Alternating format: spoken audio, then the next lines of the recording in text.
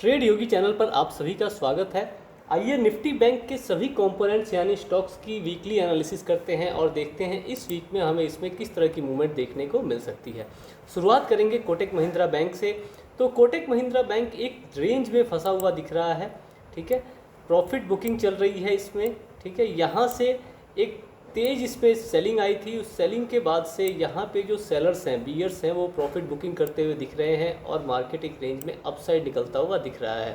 सब अपनी position square of कर रहे हैं, जिस कारण से मार्केट ना ही तेज़ी से ऊपर की साइड ना ही तेज़ी से नीचे की साइड जा रहा है। अब हम इसमें कैसे प्लानिंग कर सकते हैं, इसका ब्रेकआउट सस्टेन करे तो पहला टारगेट आपका इस ट्रेंड लाइन का बनता है, सेकेंड ट्रेंड लाइन 1950 और तीसरा टारगेट 2000 का आपका बनता है। लेकिन इसके ब्रेक डाउन पे आपका पहला टारगेट क्या बनेगा, 1825, सेकेंड टारगेट 1800 और तीसरा टारगेट 1750 का आप प्लान करके चल सकते हैं। लेकिन जैसा कि हमने पहले भी कहा था, ये जो गैप है यहाँ से यहाँ तक का, ये जो गैप है, ये गैप मार के इसको एक अच्छे सपोर्ट की तरह एक्ट करेगा। और उसी की तरह देखिए, यहाँ से इस गैप ने बहुत ही बढ़िया सपोर्ट की तरह एक्ट किया है और इस सपोर्ट से मार्केट हल्का हल्का अपसाइड निकलता हुआ नज़र आ रहा है। तो जब तक इस जोन में है तब तक आप साइडवेज टू बुलिश प्लान करके चल सकते हैं। इस जोन के ब्रेकआउट पे बड़ा मूवमेंट और इस जोन के ब्रेक डाउन पे बड़ा मूवमेंट देखने को मिल सकता है। लेकिन ऐसे जोन में होता क्या है कि आप सभी को फेक ब्रेक डाउन या ब्रेकआउट देखने को ज़्यादा मिलते हैं, तो आप फेक ब्रेक डाउन या ब्रेकआउट से संभल के रहें। कोई भी ब्रेक डाउन हो या ब्रेकआउट हो तो उसके सस्टेन करने का वेट करें, प्रॉपर सस्टेन हो तो फिर आप उसमें एंट्री कर सकते हैं। इसके बाद से किसकी बात करेंगे, HDFC बैंक की। तो HDFC बैंक में हमें इस वीक में क्या मूवमेंट देखने को मिल सकती है। HDFC का बैंक है 1 डे का टाइम फ्रेम और उसके हिसाब से आप इसमें प्लानिंग करके चलेंगे। तो एक बार चार्ट खुल जाए, थोड़ी सी नेटवर्क का इशू है यहाँ। HDFC बैंक का चार्ट ओपन हो चुका है, 1 डे का टाइम फ्रेम है और चलिए इसमें देखते हैं हमें इस वीक में क्या मूवमेंट देखने को मिल सकती है। HDFC में आई एक बहुत ही बढ़िया रैली के बाद HDFC के मर्जर के आसपास मर्जर हो चुका है। अब इसमें जो है यह प्रॉफिट बुकिंग होती हुई दिख रही है।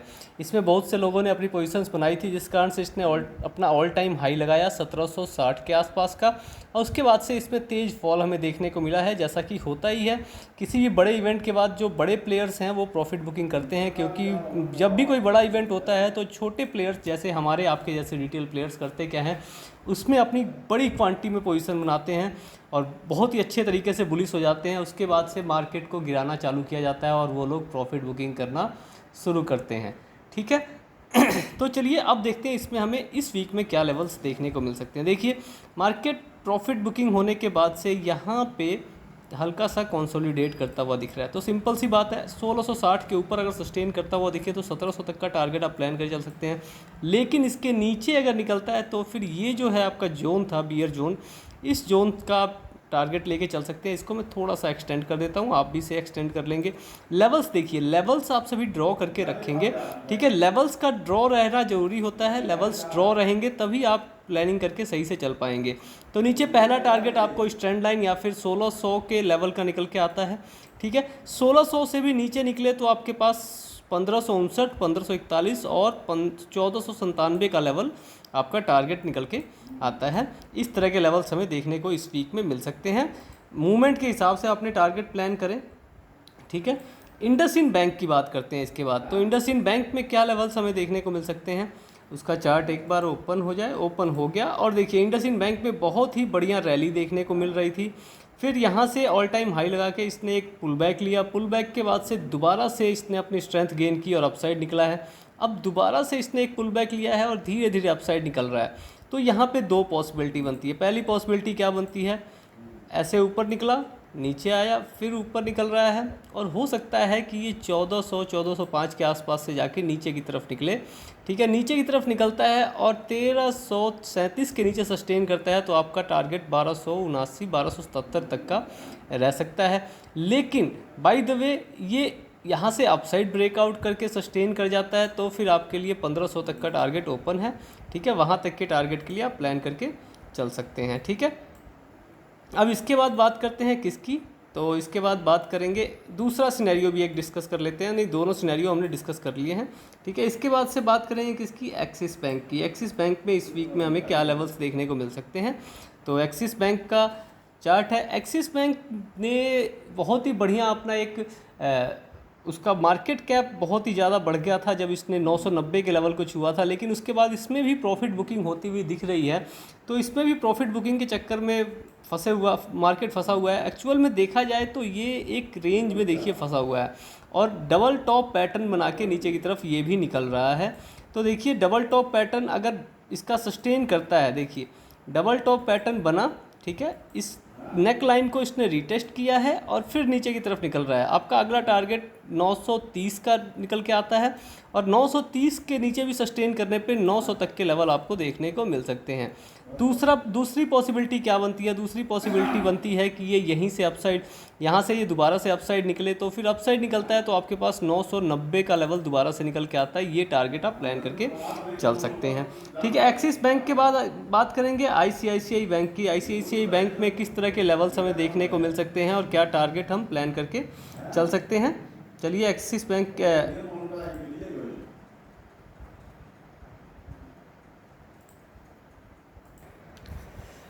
आईसीआईसीआई बैंक का चार्ट खोल चुका है, ठीक है। आईसीआईसीआई बैंक में क्या हो रहा था? आईसीआईसीआई बैंक में ये बुल रैली चल रही थी, बहुत ही बढ़िया हमें देखने को मिल रही थी। बुल रैली के बाद से यहाँ पे थोड़ी सी हमें profit booking all time high से देखने को मिली और यहाँ पे साइडवेज में रहा। साइडवेज का ब्रेकआउट हुआ, ठीक है, रीटेस्ट हुआ और फिर से ऑल टाइम हाई एक नया बनाया इसने। ऑल टाइम हाई बनाने के बाद दोबारा से यहाँ पे थोड़ी सी प्रॉफिट बुकिंग देखने को मिली और साइडवेज का दोबारा ब्रेकआउट हुआ है। ब्रेकआउट अगर ये सस्टेन करता है तो फिर हमें नया हाई 990 1000 तक का लेवल आप पकड़ के चल सकते हैं, उसका टारगेट लगा के चल सकते हैं। लेकिन अगर ये दोबारा से यहाँ नीचे की तरफ निकलता है तो फिर हमें 930 और 930 के नीचे सस्टेन करने पर 910 या फिर इस रेंज तक का टारगेट आप लगा के चल सकते हैं, ठीक है। इसके बाद से बात करेंगे किसकी? एयू स्मॉल फाइनेंशियल बैंक की। एयू स्मॉल फाइनेंशियल बैंक में हमें इस वीक में क्या देखने को मिल सकता है? तो एयू स्मॉल बैंक का चार्ट हमारे सामने खुल चुका है। वो क्या रहा है इसमें? अगर ध्यान से देखा जाए तो एयू स्मॉल फाइनेंशियल बैंक इस रेंज में ट्रैवल कर रही है, तो ये आप रेंज याद करके रखेंगे, ठीक है। क्या हो रहा है? जब इस रेंज के टॉप पे जा रही है तो सेलिंग आ रही है, फिर इस टॉप यहाँ पे नीचे आ रही है इस बेस पे तो बाइंग, फिर यहाँ से सेलिंग, फिर यहाँ से बाइंग, फिर यहाँ से सेलिंग, फिर बाइंग। अब ये एक डिसेंडिंग ट्रायंगल पैटर्न टाइप का बन रहा था, लेकिन ये फेल हो चुका है। तो इसे हम डिलीट ही कर दें क्योंकि इसका अभी कोई काम रहेगा नहीं, ठीक है। तो वैसे टारगेट हमारा यहाँ तक का था, वो तो कंप्लीट हुआ। यहाँ से फिर नीचे तक का था, वो कंप्लीट नहीं हुआ है। तो अभी हम वेट करेंगे। किस चीज़ का वेट करेंगे? इस यहाँ पे आप एक छोटा लेवल आप ड्रॉ कर लें, ठीक है। छोटा लेवल क्या ड्रॉ कर लें, ठीक है। वैसे देखिए मेन जो बड़ी मूवमेंट हमें देखने को मिलेगी वो इसके ब्रेकआउट पे, ठीक है। ब्रेकआउट सस्टेन करने पे 860 तक का लेवल, ठीक है। ब्रेक डाउन होने पे इस लेवल का ब्रेक डाउन हो, ठीक है, इस लेवल का ब्रेक डाउन हो और सस्टेन करे तब हम कहाँ तक का टारगेट प्लान करके चलेंगे? आपका 700 तक का टारगेट आप प्लान करके चल सकते हैं। कहाँ तक का? ये 700 तक का टारगेट आप प्लान करके चल सकते हैं। कब? सस्टेन हो, यहाँ से नीचे निकले, रीटेस्ट करें और फिर नीचे की तरफ सस्टेन हो, तब आप 700 तक का टारगेट इसमें प्लान करके चल सकते हैं। इसके बाद से बारी आती है एसबीआई की। तो एसबीआई में हम इस वीक में क्या प्लान कर सकते हैं, चलिए देखते हैं। एसबीआई का चार्ट खुल चुका है, 1 डे का टाइम फ्रेम है और देखिए एसबीआई ने भी अपने रेंज को पकड़ना शुरू कर दिया है। ये एक बुल रेंज थी, बुल रेंज का ब्रेकडाउन हुआ था, नीचे की तरफ निकली थी, फिर यहाँ से 554-56 के लेवल से इसने सपोर्ट दिया और अपसाइड बैंक निफ्टी के साथ रैली के साथ ये ऊपर की साइड निकली और ऊपर जाके इस जोन से सपोर्ट लेके या कहें इस जोन से रिजेक्शन लेके नीचे की तरफ निकल रही है। तो अब क्या हमारी प्लानिंग हो सकती है? अब हमारी प्लानिंग देखिए ये हो सकती है, यहाँ से ये नीचे निकले, एटलीस्ट ये यहाँ तक का तो सपोर्ट लेगी, ठीक है, यहाँ तक का। फिर यहाँ से अपसाइड निकलती है तो हमें 606-610 तक के लेवल देखने को मिल सकते हैं, ठीक है। अब दूसरी चीज़ क्या हो सकती है? दूसरी चीज़ ये हो सकती है कि ये यहीं से अपसाइड निकल जाए, अपसाइड निकले और इसका ब्रेकआउट दे दे तो 630 तक के लेवल के लिए आप तैयारी करके चल सकते हैं। तीसरी चीज़ क्या हो सकती है कि नीचे की तरफ, जो ये नीचे की तरफ निकल रही थी, नीचे की तरफ अगर ये प्लानिंग नीचे की तरफ अगर ये इस लेवल को तोड़ती है, किस लेवल को, ये 573-74 के लेवल को तोड़ती है और नीचे सस्टेन करती है, तो 550 का पहला टारगेट और सेकंड टारगेट आपके लिए फ्री फॉल है। 519 तक का टारगेट आप प्लान करके चल सकते हैं। 519 पे एक बहुत बढ़िया सपोर्ट आपकी वेट कर रही है, तो वहाँ से फिर से हमें बाउंस या अपसाइड की रैली देखने को मिल सकती है। इसके बाद से बात करेंगे किसकी, बंधन बैंक की। तो बंधन बैंक पे हमारे लिए क्या टारगेट और क्या मूवमेंट हम डिसाइड करके चल सकते हैं। बंधन बैंक की रैली का खात्मा हो चुका है। ये डिसेंडिंग ट्रायंगल पैटर्न था जिसका ब्रेकडाउन हमने सोचा था, ब्रेकडाउन हुआ, उसके बाद से नीचे सपोर्ट पे आया, सपोर्ट से फिर रिकवरी कर रहा था, लेकिन इस ट्रेंड लाइन ने इसे दोबारा से नीचे की तरफ भेज दिया है। नीचे आया है, सपोर्ट पे दोबारा से बुल कैंडल बनाई तो है, लेकिन ये बुल कैंडल सस्टेन करेगी क्या। यहाँ पे देखिए, इसमें वॉल्यूम था, लेकिन वॉल्यूम के बावजूद ये सस्टेन नहीं कर पाया, ठीक है, नीचे की तरफ निकला है। इसमें वॉल्यूम तो इससे भी कम है, तो क्या ये सस्टेन करेगा। चलिए हम प्रोबेबिलिटी पे नहीं, इसके ऊपर काम करते। देखिए पैटर्न के ऊपर, पैटर्न क्या कहता है, पैटर्न कहता है कि डबल बॉटम पैटर्न बन रहा है। अगर यहाँ से अपसाइड निकला और 230 के ऊपर सस्टेन किया, यहाँ से सपोर्ट लेके अपसाइड निकला, तो 255 तक का टारगेट, 245 255 का टारगेट, या फिर ये जो ट्रेंड लाइन आ रही है इस ट्रेंड लाइन तक का टारगेट आप प्लान करके चल सकते हैं, ठीक है। इस ट्रेंड लाइन को मैं थोड़ा सा आगे कर देता हूँ, ठीक। फिर यहाँ से रिजेक्शन मिलती है, दोबारा से इस ट्रेंड लाइन का टारगेट आप प्लान कर सकते हैं। लेकिन सेकंड सिनेरियो क्या बन सकता है हमारा, सेकंड सिनेरियो की अगर यहाँ से ये नीचे की तरफ ही निकल जाए और यहाँ सस्टेन करती हुई दिखे, तो फिर आप 185 180 तक का टारगेट प्लान करके ईजिली चल सकते हैं। तो ये था बंधन बैंक की इस वीक का मूवमेंट। और इसके बाद से आता है बैंक ऑफ बड़ौदा।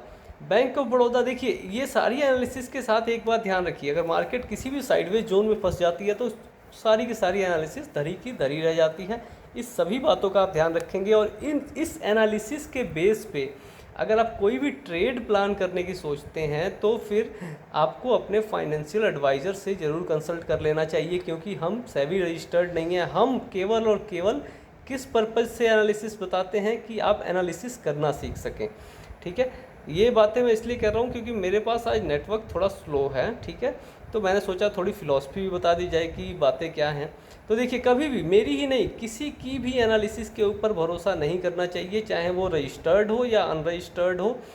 भरोसा किस पे करना चाहिए, भरोसा खुद पे करना चाहिए, खुद की लर्निंग पे। खुद सीखिए, खुद मार्केट में काम करना सीखिए। ये SIP, म्यूचुअल फंड्स, ये सब देते हैं, रिटर्न्स देते हैं, लेकिन जो आप खुद से करके निकालेंगे ना, जो खुद फंडामेंटल एनालिसिस कीजिए। अगर आप लॉन्ग टर्म के लिए इन्वेस्ट करना चाहते हैं, शॉर्ट टर्म के लिए करना चाहते हैं, रिटेल प्लेयर हैं और शॉर्ट टर्म इंट्राडे करना चाहते हैं, तो फिर आपको थोड़ी बहुत प्राइस एक्शन सीख लेना है, थोड़ा बहुत आपको ऑप्शन चेन वगैरह सीख लेना है। ये सब चीज़ें सीख के आप थोड़ी बहुत इनकम जनरेट कर सकते हैं। ज़्यादा लालची मत बनिए, ठीक है, डिसिप्लिन से काम कीजिए। ये छोटी छोटी चीज़ें हैं जिनके ऊपर आप काम करके अपना बढ़िया प्रॉफिटेबल ट्रेडर बन सकते हैं। लेकिन कब आप प्रॉफिटेबल ट्रेडर नहीं बनेंगे, जब किसी दूसरे की एनालिसिस के ऊपर भरोसा करेंगे और दूसरे की एनालिसिस के ऊपर ट्रेड करेंगे, तब तो आप कभी भी प्रॉफिटेबल नहीं बन सकते। चाहे वो कितना ही बड़ा 30 मार खान हो, तो भी उसकी एनालिसिस आपके काम नहीं आ सकती। आप केवल और केवल इतना कर सकते हैं कि दूसरे को एनालिसिस करते हुए देख के आप एनालिसिस करना सीखें। देखिए, मेरा पर्पज़ सिंपल और सिंपल यही रहता है कि आप एनालिसिस करना सीखें, ठीक है।